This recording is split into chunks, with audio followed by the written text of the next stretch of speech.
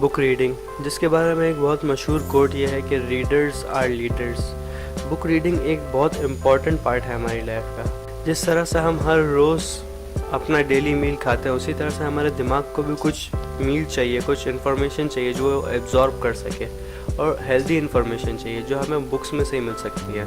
जो हर रोज़ daily basis पर books पढ़ते हैं, उन्हें वो बुक्स पढ़ने का क्या फ़ायदा होता है और उनका दिमाग किस तरह से उसे एब्जॉर्ब करता है। आज मैं आपको उनमें से कुछ फ़ायदों के बारे में बताने वाला हूँ जो अगर आप बुक पढ़ेंगे तभी आपको होंगे। We make photos in our minds without being prompted. अक्सर आपने देखा होगा कि जो स्टोरीज़ वाली बुक्स पढ़ते हैं या कॉमिक्स पढ़ते हैं वो उसके अंदर खो जाते हैं। उन्हें ऐसा लगता है कि ये सब उनके कंट्रोल में है, लेकिन ऐसा बिल्कुल भी नहीं है।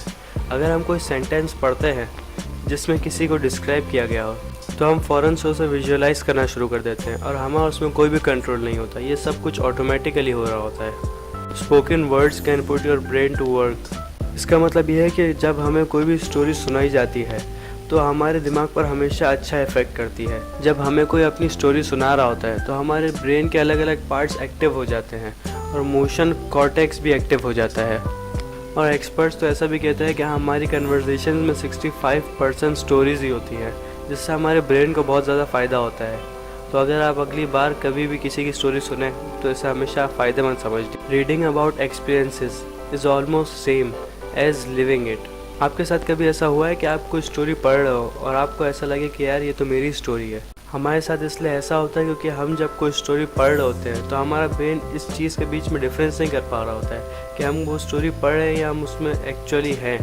जब हम कोई स्टोरी पढ़ रहे होते हैं या हम कोई चीज़ एक्सपीरियंस कर रहे होते हैं जो हमने कभी पहले नहीं की है, तो दोनों में होने वाले न्यूरोलॉजिकल स्टिमुलेशंस एक ही तरह के होते हैं। Different type of reading create different patterns in our brain. इसका मतलब ये है कि अगर हम कोई भी स्टोरी बुक सिर्फ प्लेजर के लिए पढ़ रहे हैं या मज़े के लिए पढ़ रहे हैं तो हमारे ब्रेन पर वो अलग असर डालेगी। अगर हम उसे किसी नई इन्फॉर्मेशन या स्टडी पर्पस के लिए पढ़ रहे हैं तो हमारे ब्रेन पर वो ज़्यादा अच्छा इफेक्ट करेगी। और एक स्टडी से तो ये भी पता चला है कि हम जब कोई बुक कुछ सीखने के लिए पढ़ते हैं तो हमारे ब्रेन को एक अच्छा वर्कआउट मिलता है, लेकिन हम जब कोई चीज़ पढ़ते हैं सिर्फ प्लेजर के लिए तो हमारे ब्रेन में ब्लड फ्लो बढ़ जाता है। Your brain adapts to reading ebooks in 7 days. अगर आप ज़्यादातर पेपर बुक्स ही पढ़ते हैं तो अगर आप पहली बार ई बुक पढ़ेंगे तो आपको अजीब लगेगा, लेकिन स्टडीज़ से पता चला है कि हमारा ब्रेन सबसे ज़्यादा जल्दी किसी भी नई टेक्नोलॉजी को अडॉप्ट करता है। इससे मैटर नहीं करता कि आपकी एज बड़ी हो या छोटी। अगर आप कंटिन्यूसली 6 दिनों तक ई बुक्स पढ़ेंगे तो आपको 7वें दिन ई बुक पढ़ने की आदत हो चुकी होगी। ई बुक लैक इन स्पेशल नेविगेबिलिटी। हमारा माइंड ई बुक को अगर जल्दी अडॉप्ट करता है तो इसका मतलब ये नहीं कि हमें पेपर बुक पढ़ने से जो फ़ायदा होगा वही हमें ई बुक पढ़ने से फ़ायदा होगा। जैसे कि जो लोग नॉर्मल बुक्स पढ़ते हैं उन्हें पेपर के स्ट्रक्चर से पता चल जाता है कि उन्होंने वो पेज पढ़ा या नहीं पढ़ा, लेकिन ई बुक में ऐसा नहीं है। ई बुक में आपको कोई मखसूस हिंट छोड़नी पड़ती है, वरना आपको पता नहीं चलता कि आपने वो पेज पढ़ा या नहीं पढ़ा। Story structure encourages our brain to think in sequence.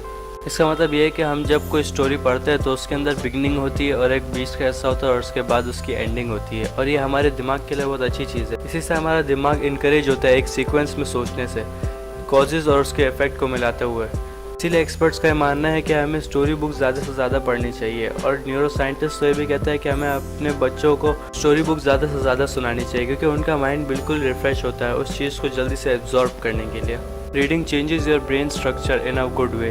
हर कोई नेचुरल रीडर नहीं होता, और पुअर रीडर्स कभी भी लिटरेचर रीडिंग का फ़न नहीं जान सकते, लेकिन उन्हें एक अच्छा रीडर बनाया जा सकता है, और इस ट्रेनिंग के दौरान उनका ब्रेन ट्रांसफॉर्म होता है, वो भी एक अच्छे वे में।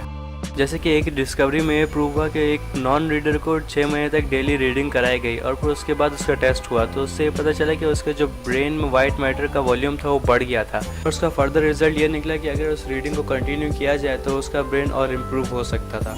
रीडिंग मेक्स अस मोर एम्पैथेटिक। जब कोई नेचुरल रीडर कोई स्टोरी बुक पढ़ता है तो उसके अंदर पूरी तरह से खो जाता है, और उसे उस कैरेक्टर की बहुत ज़्यादा फिक्र होती है जो उसका मेन कैरेक्टर होता है, कि उस कैरेक्टर की फीलिंग क्या है या उस कैरेक्टर पर किस तरह का सलूक किया जा रहा है। तो इसी तरह से हमें उस बुक से बाहर निकल कर भी उस दुनिया के कैरेक्टर्स का एहसास होता है कि हमें उनके साथ किस तरह का सलूक करना चाहिए।